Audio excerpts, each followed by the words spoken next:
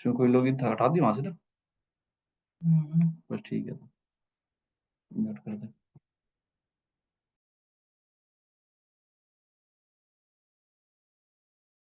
He has done lots of nice stuff in sequential decision making, pair allocation, information design. Most recently, he was awarded the prestigious Erlang Prize by the Applied Property Society. So really looking forward to that. Thanks. Thank you.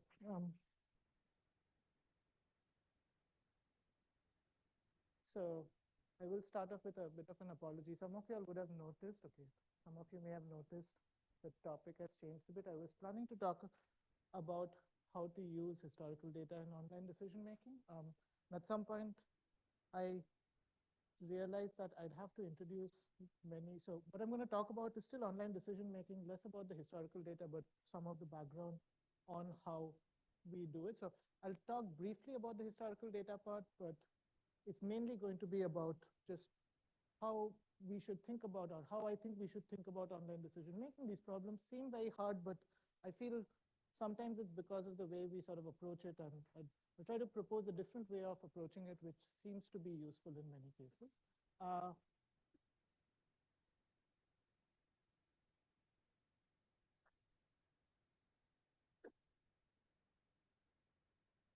No, I did.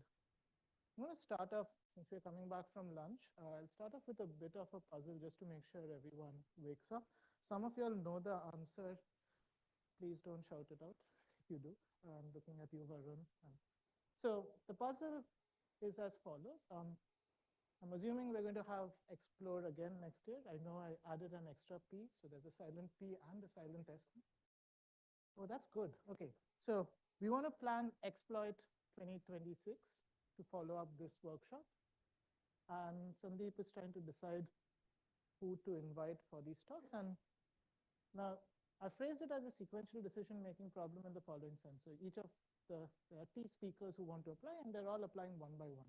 Sequentially sending Sandeep a mail saying, hey, we want to come back to this amazing workshop that you did. Can I come and give a talk? Now each speaker adds a certain value or a certain amount of quality to the workshop. And when the person writes to Sandeep, he gets a sense of what it is. So Varun writes to Sandeep. Sandeep's like, oh, of course, we need to have Varun. This will be a great talk. I write, he's like, okay, do I want to get Sid to give a talk? We're not sure, the jury's out. But he needs to make the decisions immediately. He sort of tells the person, yes, please come, or he says, okay, maybe not this year, maybe next year. And what he wants to do is to try and maximize the total quality of the workshop. So this is why it's an online problem. These people are coming in one by one. He doesn't know all the people who are going to apply. When each person applies, he knows what their quality is, but he needs to immediately decide whether to accept or reject. And he can only take at most case speakers. There's a fixed number of slots. He can't exceed that. Now, if I just stopped here, this wouldn't be much of a problem in that I haven't really given you any information. You don't know anything about what's happening in the future. Like how do you make a decision when the first person comes? Like there's no information about who else is applying. So let me, oh, sorry, too many clicks. Let me sort of focus it a bit more as follows. So what I'm going to assume is that Sandeep doesn't know all the V of T, but he knows from prior experience that talks are either outstanding or they're sort of average. There's a sort of talk where you stay awake throughout, or they're the ones where you doze off a bit or start doing Sudoku or something of that sort. So let's just sort of put some numbers on it and say that every person's value is either 100 or their value is 50. Now, if he knew all the people coming in, this would be an easy problem. You would sort of just pick the maximum ones until he picks k of them. The question I posed before all of you all this afternoon is, how well can he do compared to if he knew all the values beforehand? So how well can he do online compared to if he just knew all the values? Any questions about the question while people think about it? Any clarifications, or does the puzzle make sense? Okay, so if no clarifications, does anyone want to hazard a guess? How well can Sandeep do compared to having full information about all the arrivals? Yeah, okay. So I'll pretend to not hear Sid in that he got the answer. Was that it? Or yeah. I'll come. I'm good. Okay, so the claim from the gentleman over here is that Sandeep can do exactly as well as if he knew all the values before. How many of you? Okay. Does that seem slightly surprising, at least? If not, this is not much of a puzzle. So usually when I give this question, people say things like, oh, there are two values, so you can do at least half as well, some sort of randomization. Or people who've looked at things like no regret algorithms, they'll be like, oh, square root t, because the answer is always square root t. But the claim is Sandeep can do literally as well as if he knew all the values beforehand. Okay, Sid, since you said it first, how are you achieving this? Okay, actually, just to make sure everyone's on board. So if you see 100, you want to accept it, right? If someone says they're giving a great talk, if you know the person's going to give a great talk, doesn't matter when they apply to you. If you have space, you accept it. So really the only tension is what do you do with the 50s? What do you do with the 50s? Not the last K, but yeah, okay. So the claim is the 50s, it seems like upfront you're not sure. Suppose the third person is a 50, you're like, do I accept this person or not? But I've given you some side information. I've told you how many people are coming in and how much budget you have left. So what you're going to do is wait until the amount of budget you have left is equal to the number of people coming in. And then it's fine. Just accept all the remaining people. Does this make sense? Now, in the process of doing this, there's something very special about the solution. The reason why, even though it's kind of obvious, a lot of people don't think about it, is like you've actually used two really interesting sort of techniques from probability. So one of them is the type of solution that we used. This is the formal sort of name for this is we use something called a stopping time. So we were not pre-deciding exactly when we are going to switch, or we didn't sort of fix the policy in some sense. We were sort of moving along, looking at the data, looking at what our state was, and at some point we waited until the budget was equal to the remaining thing. We don't know when that is. It could be at any time. It could be very early. It could be very late. But at some point this is going to happen, and then we kind of locked in and said, let's take the rest of the people. Does that make sense? So there's something very powerful about stopping times. I'll try to give you a sense of that. I think they're slightly less utilized or less well known outside of the core applied probability world. But the second thing that we've used, and that I'll try to convince you we've used as we go along, is this idea of what's called a coupling. Now, whenever I give this talk, I try to show this gentleman. Does anyone, apart from Varun, know who this is?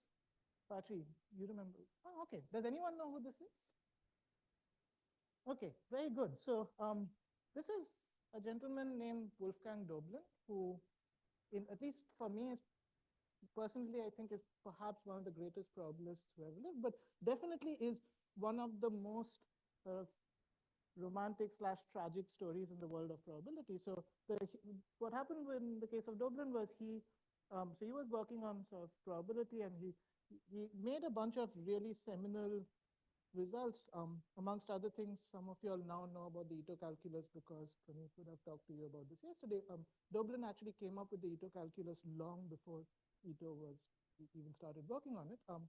The reason we never associate many of these topics with him is while he was working on these problems, the First World War started, and he sort of wrote up everything that he did, posted it to the academy in Paris, and then went off to fight in the First World War, never actually returned. His files were still there, and they were opened up many years later, at which point people realized that a lot of what he had anticipated a lot of modern probability a long time before they were, or when we think they were actually invented.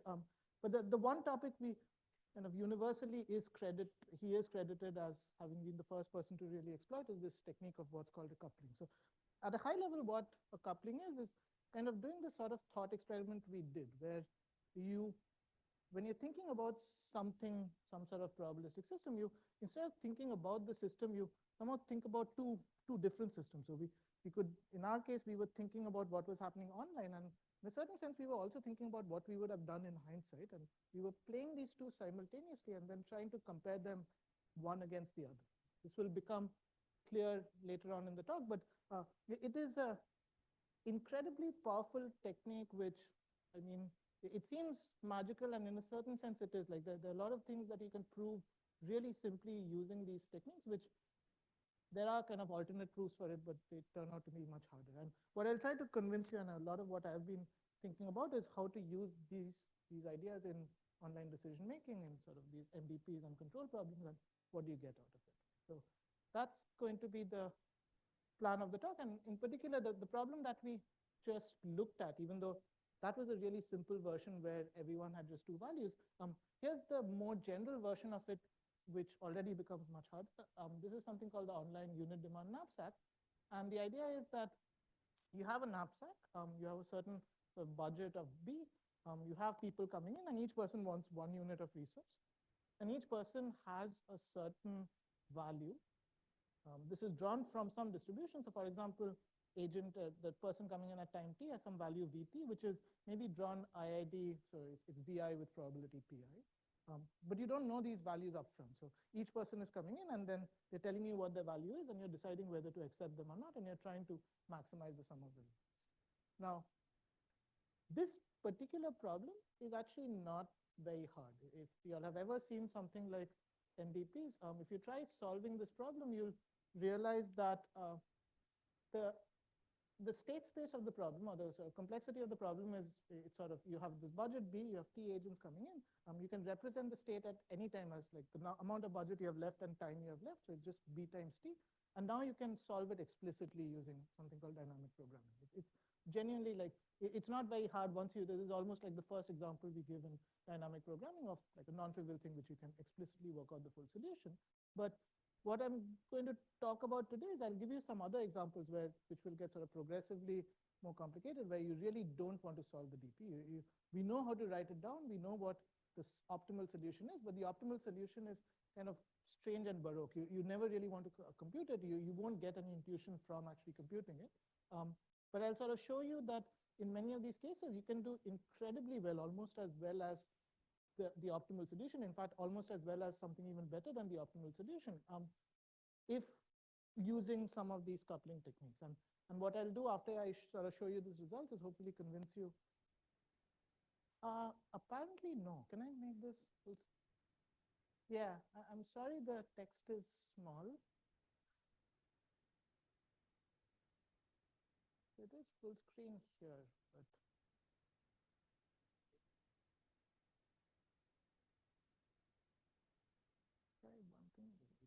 okay.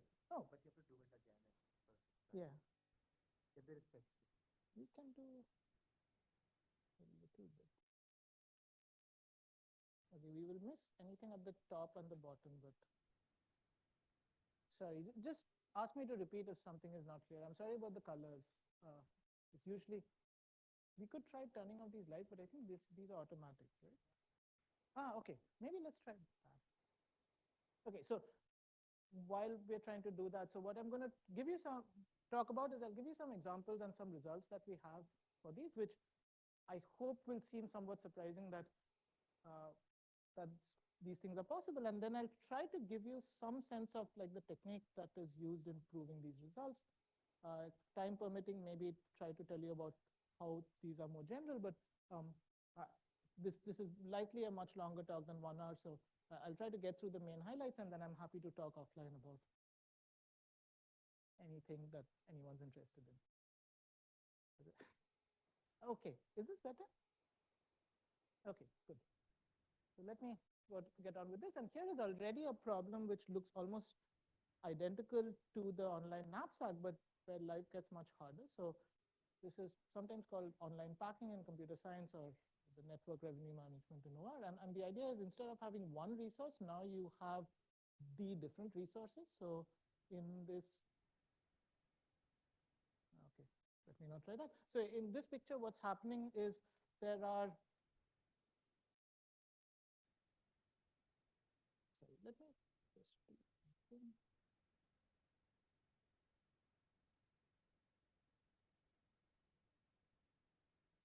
Okay, so what's going to happen in this problem is it's almost the same as before, but I have these d different resources. So the example I usually give to people to explain this is like, think of these as different flights with seats on each flight. So if I have to fly from here back to Ithaca, I have to take a flight from here to New York, and I have to take a flight from New York to Ithaca. And these flights may have different number of seats. So this has way more seats, this has less seats. But I need a seat on both flights. It's sort of useless for me getting a seat on one and not on the other. That's not going to get me home. Whereas other people may be only wanting to go to New York or only wanting to go from New York to Ithaca, etc. So each person is coming in. They're telling you which set of resources they want, and they're telling you what the value is. And this entire datum, so like the set of resources and the value of each person, that's a random variable which is being drawn from some distribution. And oh, that's not me. Okay, that's being drawn from some distribution. And we again want to sort of, when people come in, we need to tell them either that we accept or not, and we want to sort of maximize our rewards. And can do a sort of similar calculation as before. And in order to remember our state, so in order to remember what budget we have at what time, we need like the potential total information is something like this. It's T times the product of all the budgets. And already with like 2 or 3 resources, this gets way too large. And that, so what an MDP does is it literally for each value of this, it tells you what action to take. But you don't want to store that. Like if you have like 3 flights, 100 seats, now you're sort of looking at sort of 100 raised to the 3 times the time, which is just way too big to actually store and do anything useful. You can do it, but it doesn't seem like you're getting much insight into even like what's going on. So how do you deal with something like this? What is possible here? Again, what is possible here if I knew all the values in hindsight, and how well can you do compared to that? And in order to do that, the fact that the optimal solution is so complicated, it means that it's not going to be a very good benchmark to compare against. Like if I can't even compute the optimal solution and like make much sense of it, how can I tell you how close I get to it? But what I can always do is compute this quantity called the hindsight benchmark. So what I did before, where I assumed that I know exactly who all are coming in, because if that's the case, now it's just an optimization problem. So if I told you these are the people coming in the future, you know you have some budget, you can write down an integer program where you say, okay, for each person there's a 0, 1 variable. If I accept them, it takes up the budget, and I'm trying to maximize my rewards. And that's what I'm calling the hindsight benchmark. In the particular case of the online knapsack, it was just the sum of the top B people who are coming in. I take all the values, sort them, take the top B. And the question I'm asking is, how well can an algorithm which does not know this information do compared to someone who knows this information? And how well can you do on an additive sense? How close can you get to it in this sense? And this quantity is often called the regret of this problem. So the particular question I'm going to be interested in over at least the next 20 minutes or so is, how does this regret depend on the state space of the problem? So what I said before is, in order to even understand like the complexity of the problem, you need to know how many people are coming in and all the budgets that you have. If I don't know who is coming in, but I only know the statistics, or maybe have some data about them, how well can I do as a function of this budget and this time? Now, I'm by far not the first person to ask this question. This has been studied sort of intensively for 40, 50 years. And a lot has been, I mean, we know a lot of things about this quantity, at least for the online knapsack case. It was known far back as in the 80s that there are really simple algorithms which can get within a constant factor of the optimum. So I'm not saying anything about the additive gap, but I'm going to be within a factor of 2 compared to the optimal solution. And these are highly non-trivial. In many cases, like there's a whole line of work on what are called profit inequalities. It's still continuing. It's a really active area of research.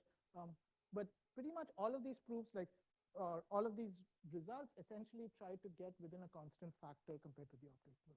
Now, this is a great answer if your budget is really small. So if you were just selling one item and you're getting half of what you would get compared to the hindsight, that's great.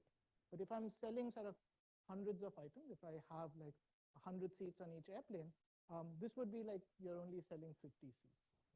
You're selling you're getting half the revenue that you would have got, which is not a very good deal. And we realized this for a long time. So there's been a separate line of work which says that, well, if you somehow fix the arrival process, so if you say that the arrivals are, for example, let's say they're IID and they're independent of time, can we do better for this additive benchmark? And people have realized that you can do much better.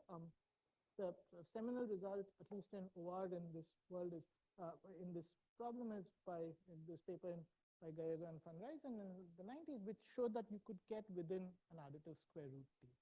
And now, while this was seminal, it's sort of, okay, for any of you who've seen something like the central limit theorem, this shouldn't be too surprising. The square root t is roughly the order of the fluctuations in the randomness. So what this is saying is, yeah, okay, you need to pay because of the fluctuations in the arrival process, but that's it. Like you can sort of use a central limit theorem, get within square root t by doing something fairly simple. People realize that you should perhaps be able to do better. We got a hint of it back in this paper by Marty Ryman and Chen Wang back in 2008, where they showed that you could improve it. They didn't know exactly by how much, but they showed you can get sort of better than square root t uniformly as t grows larger. And then there was this paper by Justin and Kumar where they showed that under a certain odd technical assumption, something called dual non-degeneracy, you actually got a regret which was independent of t, but somehow depended on this assumption. So it depended on this condition, this non-degeneracy condition. In the worst case, it sort of became square root t, but as you became more non-degenerate, you got a better result. So this for a long time was thought to be what was possible in this domain. It turns out this is not the case, and the simplest way to, now, there are lower bounds which say these are tight. The lower bounds are a little misleading. So in order to sort of show that something like square root t is tight, what you have to do is you first ask me what t is. So if I tell you t is 1,000, then you sort of construct a distribution which just depends on 1,000. You take the number from me and then sort of construct a distribution which somehow leads to a square root t regret. It's not very hard to do, but there's this sort of weird back and forth where it's worst case where you're allowed to have distributions which depend on the horizon, which is a little artificial because there's no clear reason why that should be the case. So I think most of us, when we think about these problems, what we think about is let's fix a distribution. It's IID, VI with some probability PI. So fix the distribution and then make the problem larger and larger. Think about what happens as time increases or the budget increase or both of them increase. And it turns out, surprisingly, at least for me when I first realized this, was that there's a really simple algorithm which, under some assumptions I'll talk about, has a regret which just does not depend on the state space of the problem at all. So you can't get 0 like I did in the puzzle before, but you can get within some additive constant of the optimal solution. The constant depends on the distribution. For example, you can prove something like this, so twice the maximum value times this quantity. But there is just nothing here that depends on the time and the budget explicitly. So somehow, as the problem is getting more and more complicated, as you're getting a larger and larger MVP, it's also surprisingly becoming easier. You're sort of doing better and better compared to the hindsight. I really like this result, so I'm going to do a long pause and let you admire it. If you don't like it in math, let's admire it in pictures. Here is what the policy looks like if you actually look at the regret. So what's there in red and green were the best, the state of the art before this with Justin and Kumar and the Gallego and Van Rijzen results. They were all getting square root t. The square root t was actually fundamental. You couldn't get around it. They were also extremely noisy, and we really didn't know much of what was going on, whereas what I'm showing at the bottom is the regret we get compared to the hindsight optimal. It's not 0, but it's pretty close to 0. So what seems to be happening, at least here, is that here's a class of problems where as the problem becomes harder, as you sort of make it bigger and bigger, somehow something else seems to happen due to which there's a really simple solution which is near optimal. Any questions about this? So the rest of the talk is me trying to explain why this is true. If what this is isn't clear, or if you find it uninteresting, the rest of the talk wouldn't be of much point. So any questions about just what the setup and the result is? This is non-asymptotic. So that's literally the answer. I mean, I have an upper bound in terms of the values and the p's. We can do slightly better than that, but there's no b and there's no t. Now, this may not be a great answer if b and t are small, but as they're large, this is much better.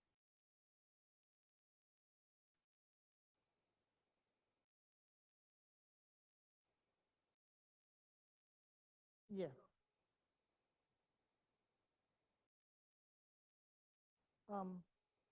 Yes, you can do better than this. So roughly what turns out to matter is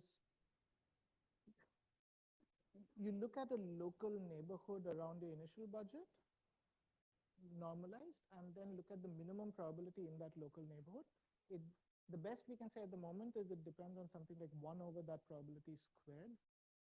We believe it should be 1 over that probability. So the heavy traffic limit should be 1 over the probability, but that hasn't been proved. So Varun's point is I could create distributions which are sort of infinite support. So something like a geometric distribution. Like it has infinite support, but the tails are getting really small. If I just literally put that in, I may not get a good answer. It depends on what this 1 over p's work out to, but we know sort of tighter bounds for that. Any other question? Now, this was for the online packing problem. Now, one question or one comment that none of you are luckily are making yet is, well, online packing, who cares about it? Perhaps it's not the most important problem. I think it is important, but on the other hand, it turns out to work for much more general things.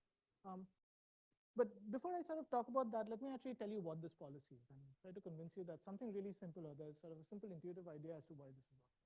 And the policy, one way of thinking about this is as follows. So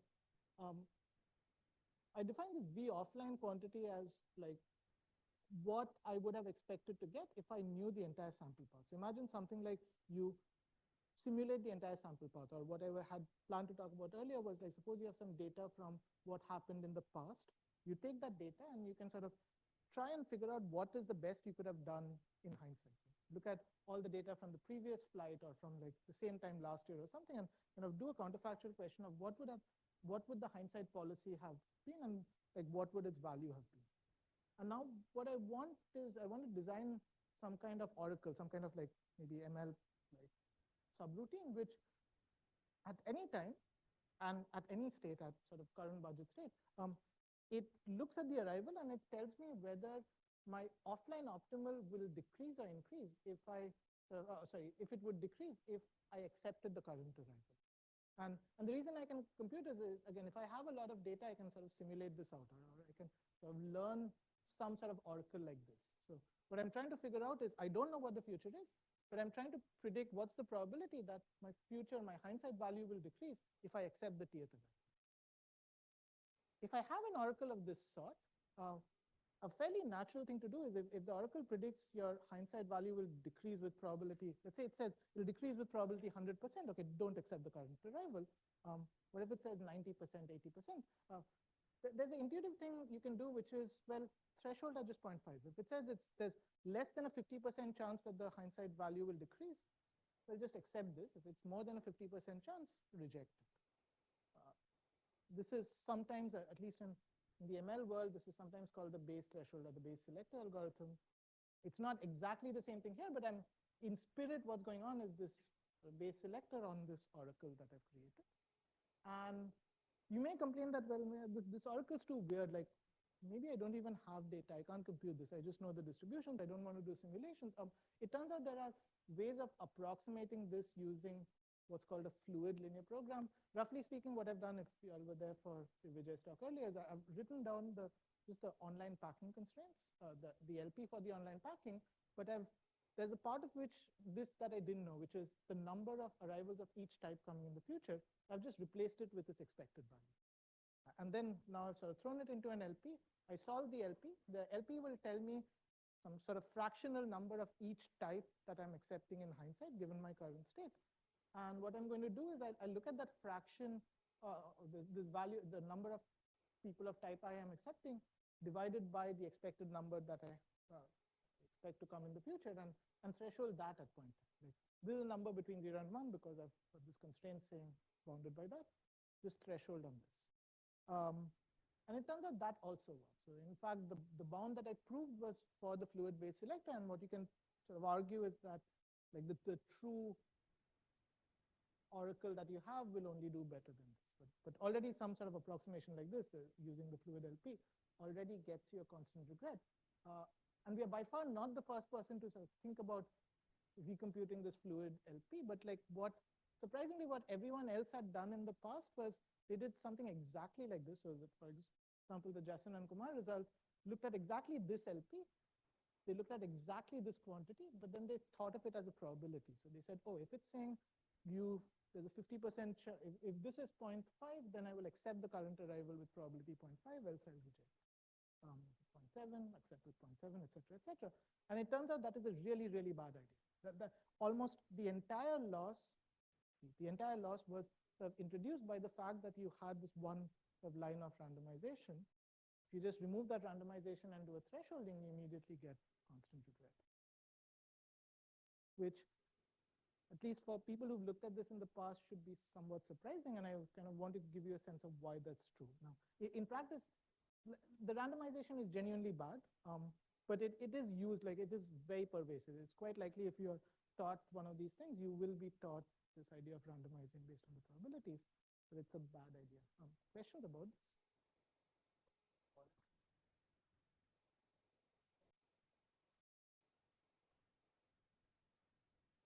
Yes.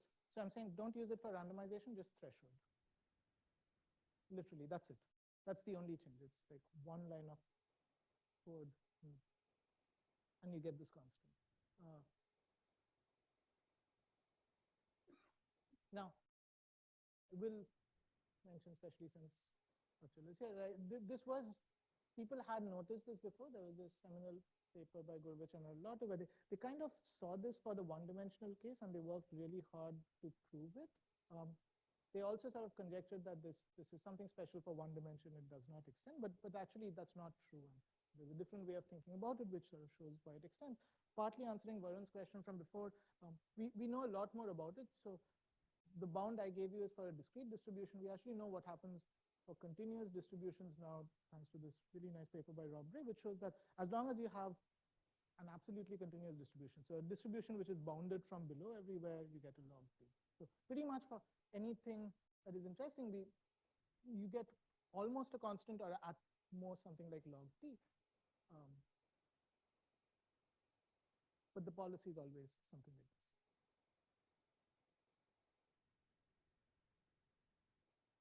What if I don't know the distribution? This is the thing that I'd originally planned to talk about. One thing you can do is you can sort of assume that the arrivals are IID and just use what's called the plug-in distribution. So like just look at the empirical fractions up to now and pretend that's the distribution. And that works. That actually still gives constant regret. I'll try to prove to you why that's the case in time.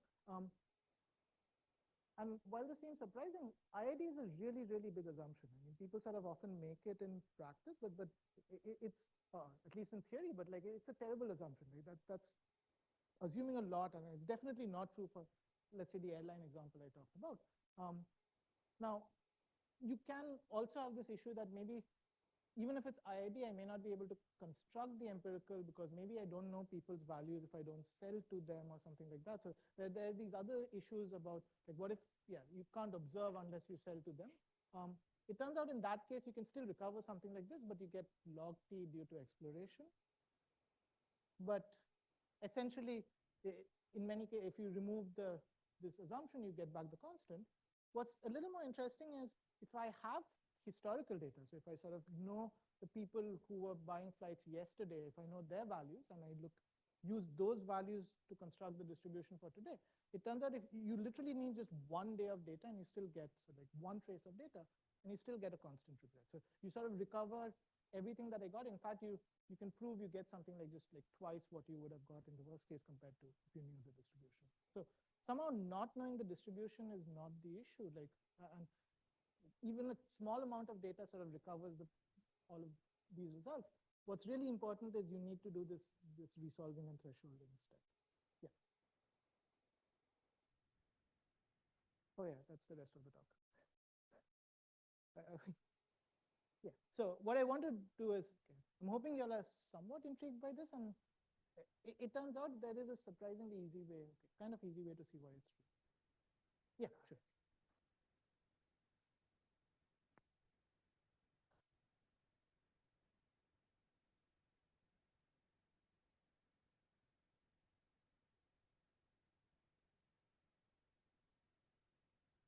Yeah.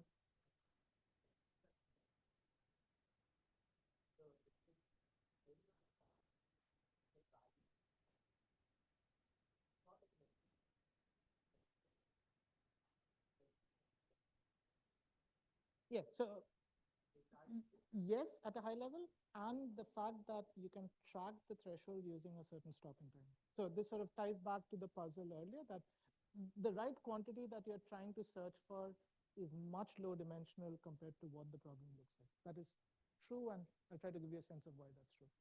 Yeah.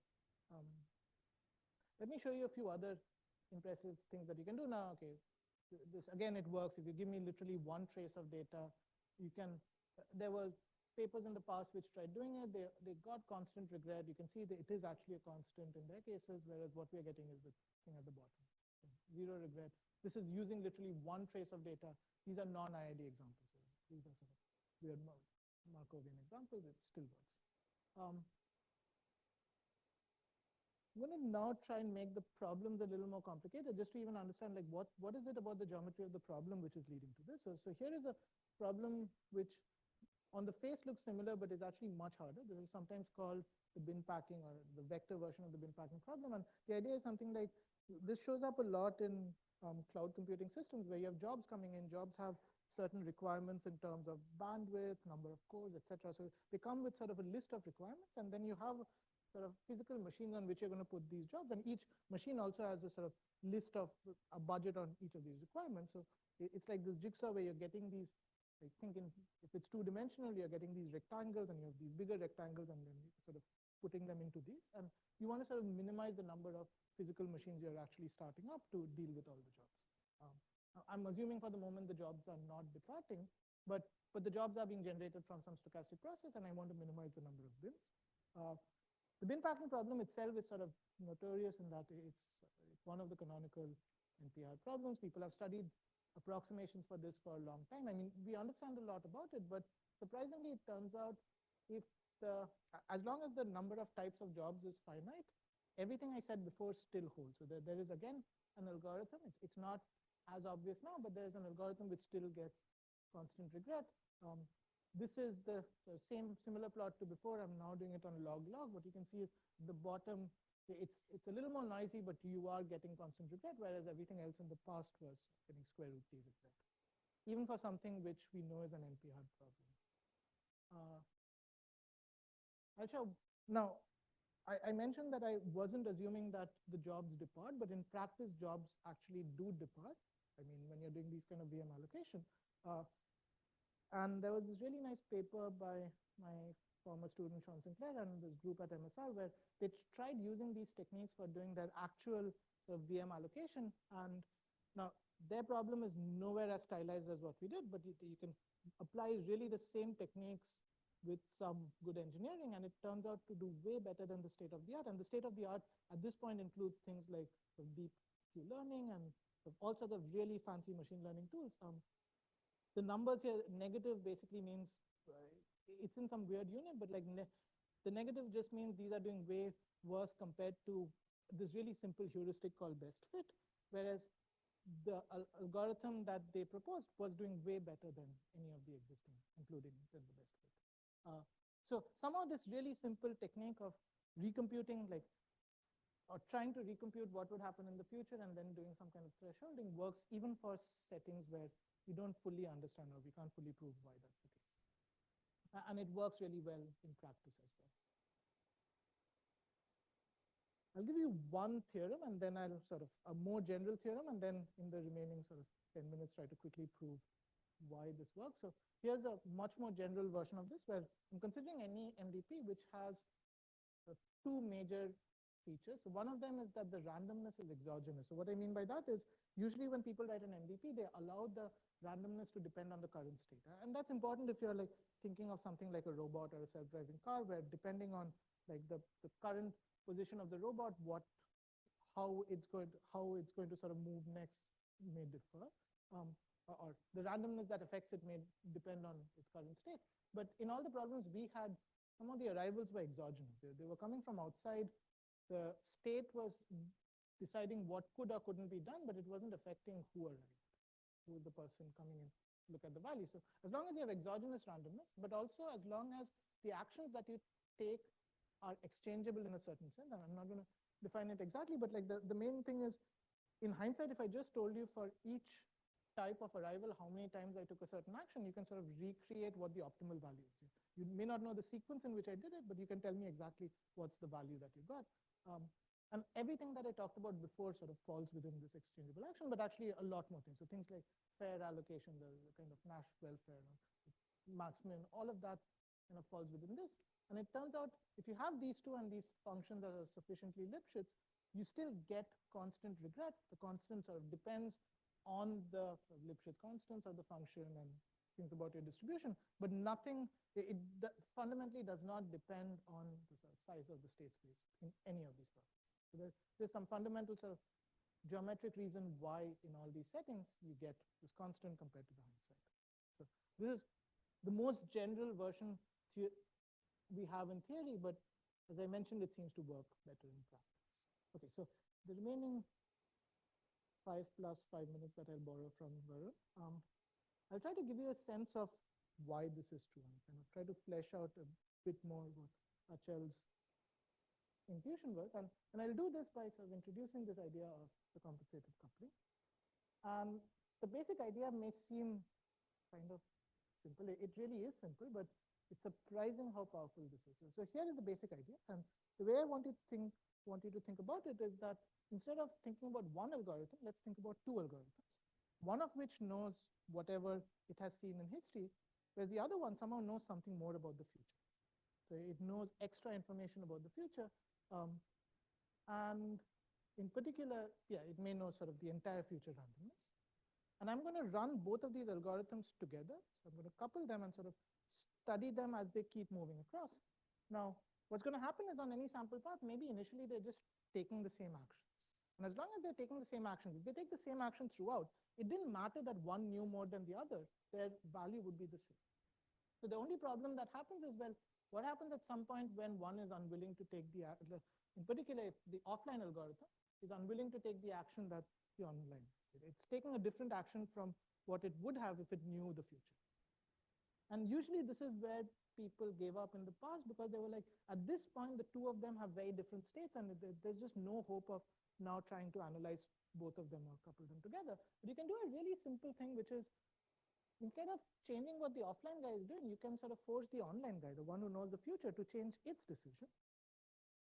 It's not happy doing it. It wanted to do something because it was better than the other action, but you somehow compensated for its loss in revenue or in optimal value, and then keep continuing. So what's going to happen by doing this is both of them will actually keep having the same state, but you're sort of accumulating this thing on the side, which in the end will turn out to be the regret. Now, make it a little more formal. So I'll sort of say what I said in English now in Greek, where if these signs don't make sense, don't worry about it. But for the experts in the room, what I'm really thinking of are two different controllers based on two underlying filtrations, so states of information, where one is sort of a richer filtration than the previous one. So has more information about the future.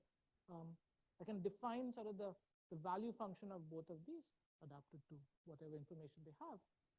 And what I'm suggesting is I'm only going to think about the state action and the rewards of the online algorithm. And every time the offline guy was trying to take a different action and go to a different state, I sort of force it, I clamp it back down to this and pay some difference. And if you just try writing out what that would be, it'll turn out to be just the difference of the two value functions. And that's what over here in blue I'm writing as the compensation that I pay. And if you then just follow your nose and just keep writing this equation, you can just take this equation at each time, telescope it in the future, everything is going to cancel, and you'll be left with seeing that the difference between the sort of the offline and the online values is exactly the sum of these compensations. I've described what I did in math, where I've just sort of written these equations adapt, to sort of run them through, and then once I do that, I get that you get this sum of compensation. Yeah.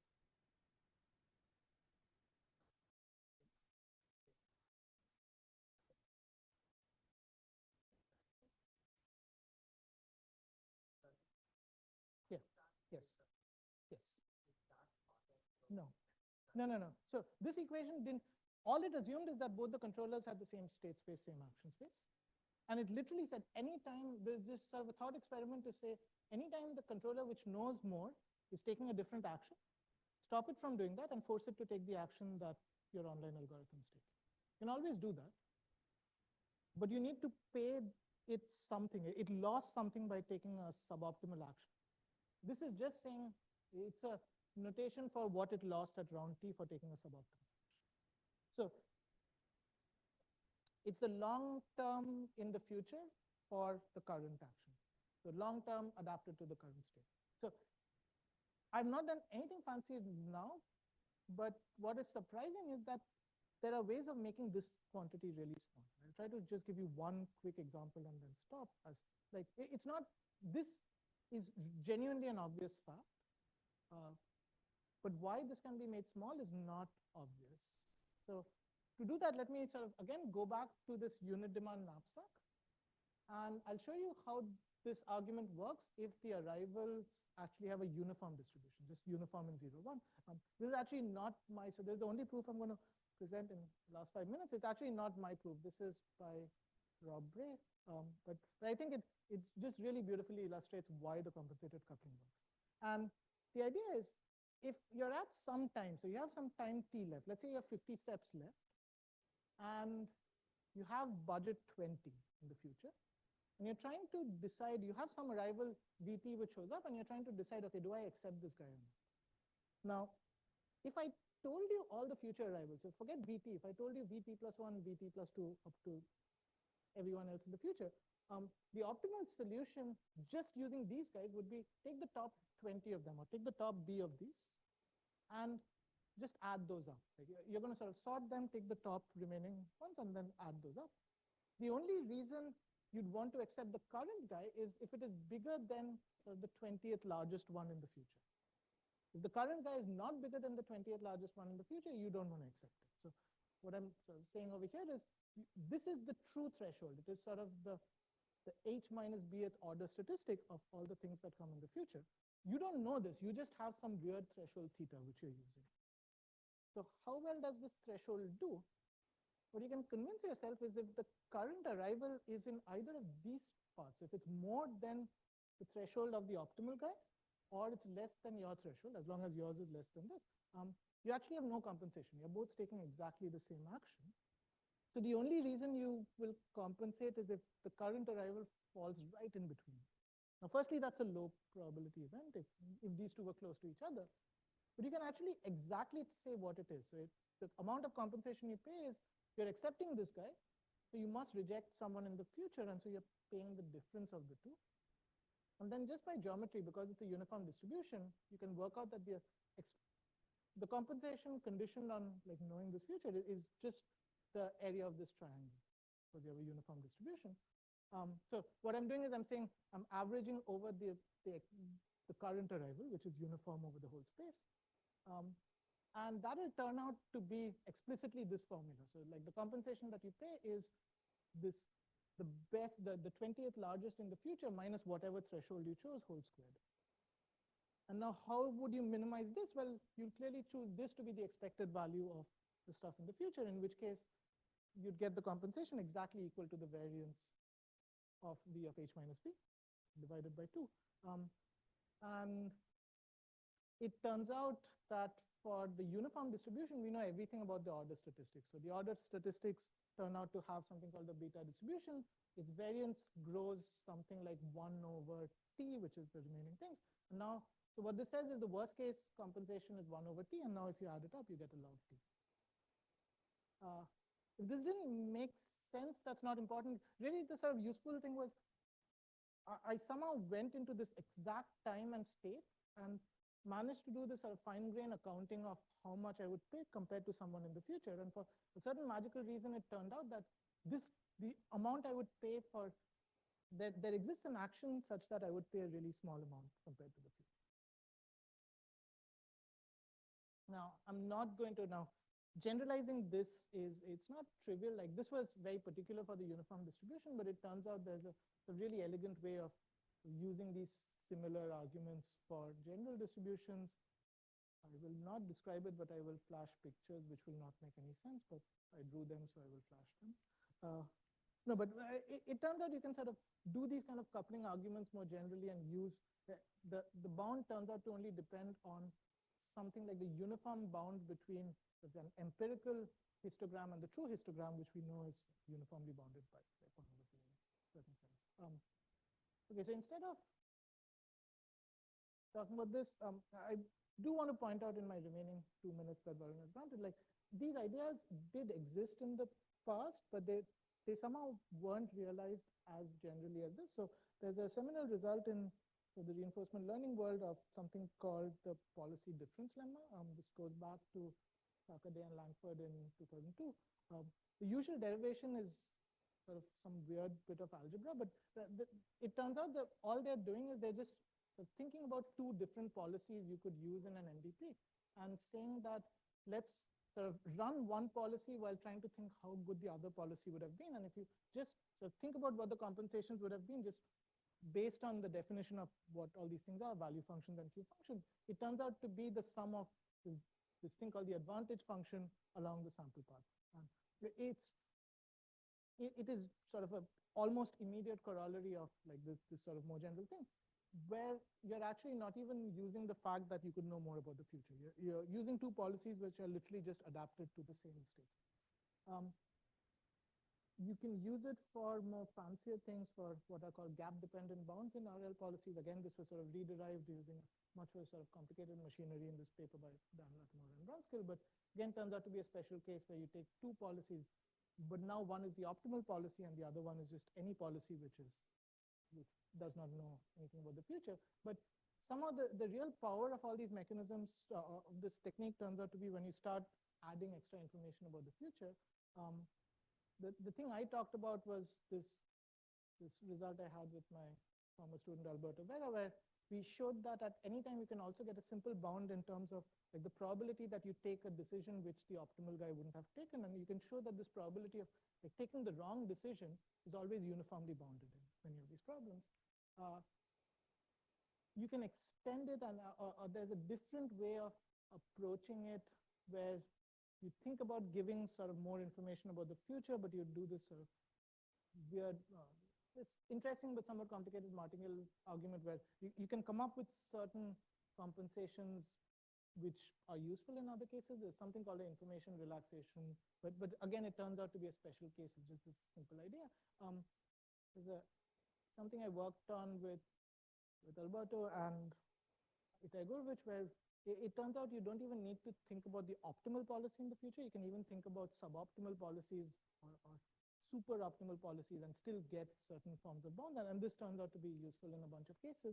And there are sort of many other cases where like a similar technique has been used, but people somehow missed that there was this really simple way of understanding why this was working. Like really, in all these cases, what they were doing is they were taking two policies, forcing one to follow the other, and just trying to think about what the compensation would have been.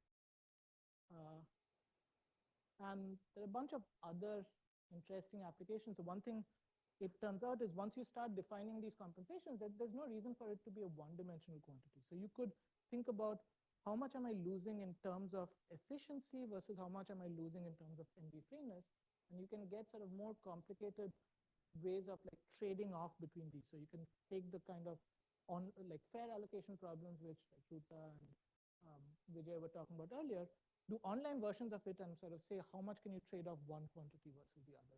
You get those really surprising characterizations of this, essentially using this mechanism on vectors rather than single values. Okay, I'm going to stop with that. If it seemed interesting, a bunch of literature you can read, or you can talk to me about this. Yeah, thank you.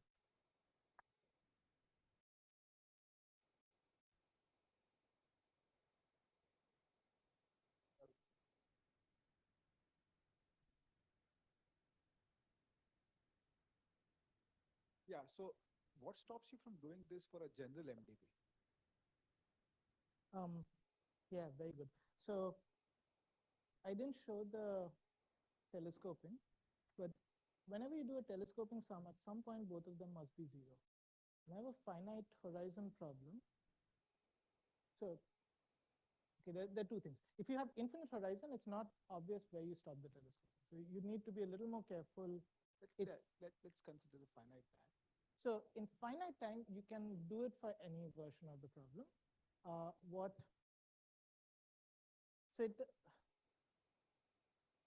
We don't know how to get the bounds for other cases, but that's a more technical thing. So some of the exchangeable actions is reduced. Suppose the optimal policy is a threshold type.